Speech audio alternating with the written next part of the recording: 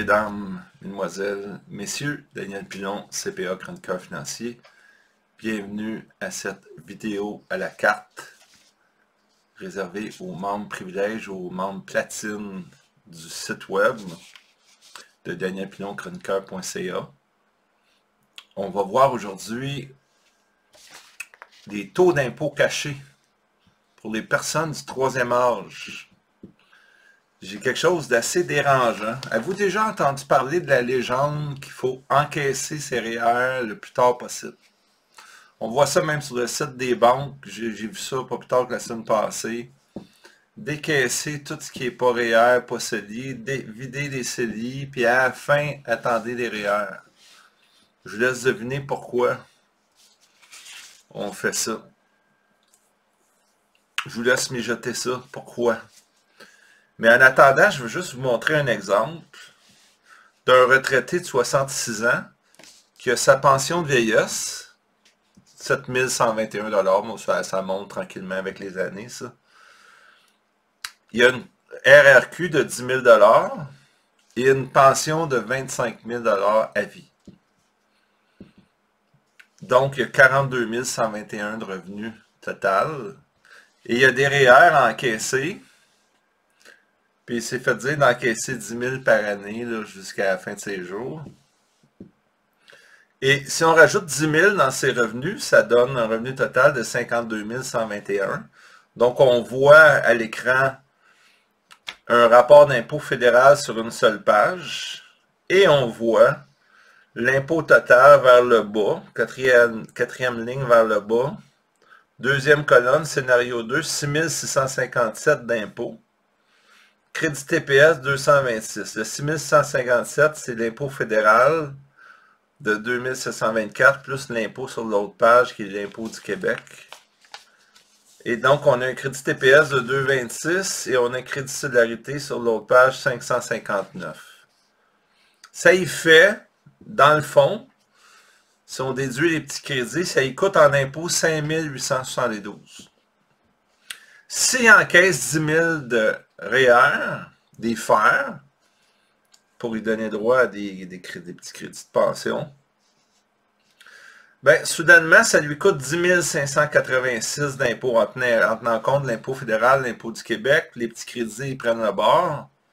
Donc, une différence de 4 714 $. Ce qui veut dire que l'impact fiscal d'avoir encaissé 10 000 de REER est 47,1 %, mesdames, messieurs. Et on voit même du 48, 49, 50 % dans cette zone-là. Ça dépend toujours de l'échantillon qu'on regarde. Mais qu'est-ce qui se passe? Pourtant, on nous dit qu'à 42 000, les taux d'impôt au fédéral, c'est 15 % moins l'abattement, c'est 12,53 %. Et au Québec, on est à 15 %. Alors, comment peut-on passer de 27,5 % à 47,14 %? Ben, il y a des crédits qui mangent la volée, crédit TPS, solidarité. Crédit TPS, quand ton revenu monte, hein, c'est 5 %. Il dégringole à raison de 5 % du revenu. Crédit solidarité, il dégringole à raison de 6 % du revenu. On a des montants en raison de l'âge et des montants pour revenus de pension au Québec qui sont des crédits d'impôt non remboursables qui descendent si le revenu monte. Donc, c'est un taux d'impôt déguisé aussi. Et en plus, dans notre exemple, on a changé le bracket d'impôt parce qu'on a passé le seuil de 47 000 quelques dollars. En fait,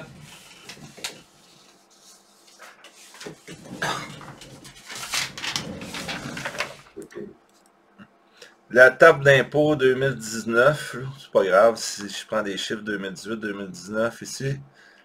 47 630, le taux d'impôt fédéral monte à 17,12. Et au Québec, ça change à 43 790, ça passe de 15 à 20. C'est qu'à un moment donné, les taux d'impôt montent, les crédits ne sont pas tous disparus. Et après ça, ben, si on continue une fois que les crédits sont disparus, ben on paye encore, on paye quand même le 37%, puis nos crédits en raison de l'âge descendent, on paye du 43% là, en haut de 55 000. Bref, ça commence à coûter cher. Est-ce qu'il y a moyen de faire quelque chose avec ça? Je vous ai donc préparé deux exemples. J'ai l'exemple d'un monsieur de 60 ans, qui va avoir 61 ans, on va dire en janvier de l'année qui suit. Là. Et il a un salaire de 52 000. Lui, il va travailler jusqu'à 65 ans. Il est dans sa maison, il a une hypothèque de 80 000. Il a 125 000 en REER. Il a de la place dans son CD, il a un 30 000 non utilisé. Comme tout le monde, il s'attend à avoir sa pension de vieillesse à 65 ans. Il s'attend d'avoir une RRQ s'il continue de cotiser à 10 000 et il s'attend d'avoir une pension de son employeur de 20 000 $. Donc, lui, c'est ça sa situation. Qu'est-ce qu'on va lui recommander pour éviter qu'il mange la volée? On a une madame qui, elle, a 64 ans, va avoir 65 ans en janvier. Elle gagne 40 000 par année. Elle achève de travailler. Elle vit à loyer. Elle ne touche pas encore sa RRQ. Elle ne touche pas sa pension de vieillesse. Elle n'a pas 65 ans. Elle n'a pas de scellé. Et elle va avoir, comme tout le monde, sa pension de vieillesse, 7 000 quelques dollars. La RRQ, comme le monsieur, elle s'attend à avoir 10 000 par année. Et elle a une pension privée acquise qui va lui donner 12 000 $. Mais elle arrive à 65 ans. Qu'est-ce qu'on lui conseille? C'est ce qu'on va voir dans quelques instants. Donc, notre monsieur, qu'est-ce qu'on fait avec lui? La trappe est que, dans le fond,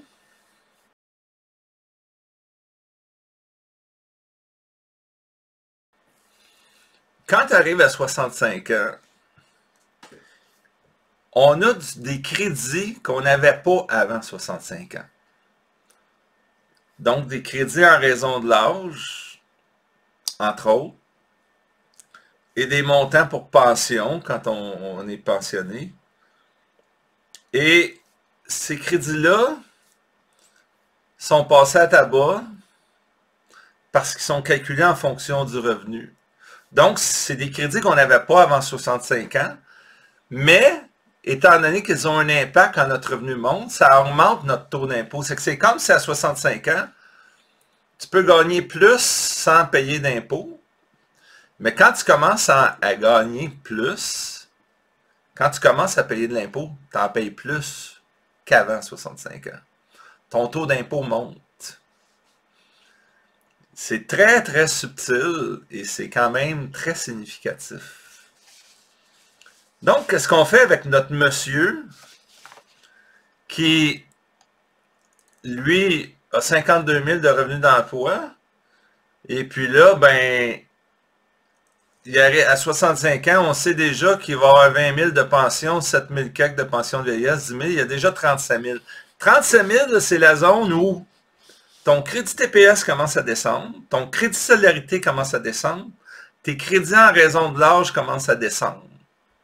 Donc, c'est la zone où tu commences à payer du 43%, puis après ça, du 48% quand tu changes de braquette à 44 000, 43 000, 44 000, etc. Donc, s'il y a 37 000 de revenus à 65 ans, il est en business. Il ne payera à peu près pas d'impôts. Il ne payera pas grand-chose en impôts. Une couple de mille, puis that's it. Qu'est-ce qu'on fait avec lui? Il gagne 52 000. Tu t'entends de se faire encaisser des REER avant? Tu t'entends en tabarnouche, hein? Surtout pour un comptable qui est payé pour le conseiller. J'ai pas de commission, moi, sur les REER que je détiens en son nom, ou que je gouverne en son nom. C'est pas ma job. Je suis un conseiller indépendant. C'est que moi, j'ai dit, regarde, ton 125 000, là, on décaisse, il te reste 4 ans. Et là, je regarde si ça donne 3% de rendement. Ben, si je décaisse à partir de 61 ans, 62 ans, 63 ans, 64 ans, je fais sortir 33 629 par année. Ça donne 0 rendu à la fin de l'année de ses 64 ans. Je rajoute ça dans ses revenus, 33 629. Ça nous donne un revenu total de 85 629. Il paye 37% d'impôt sur le revenu additionnel et non pas 43-48%. 47,1% comme tantôt dans l'exemple. Donc, on lui fait sauver 10%. Vite dit, sur ce 130 000-là d'encaissé, vite dit,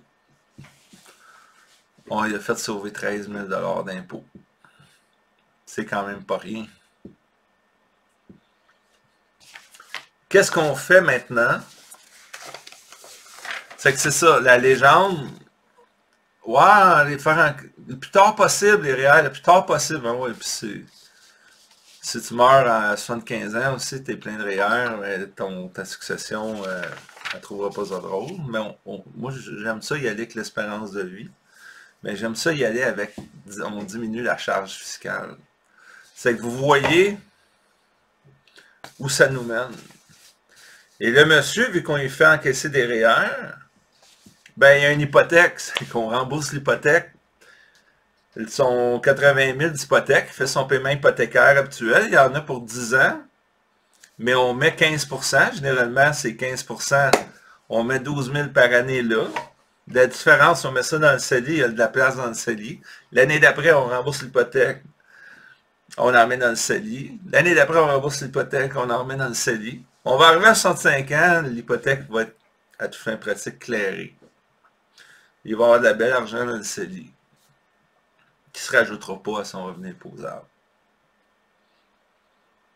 Il va être bien content d'avoir eu des bonnes recommandations. Qu'est-ce qu'on fait maintenant avec la madame?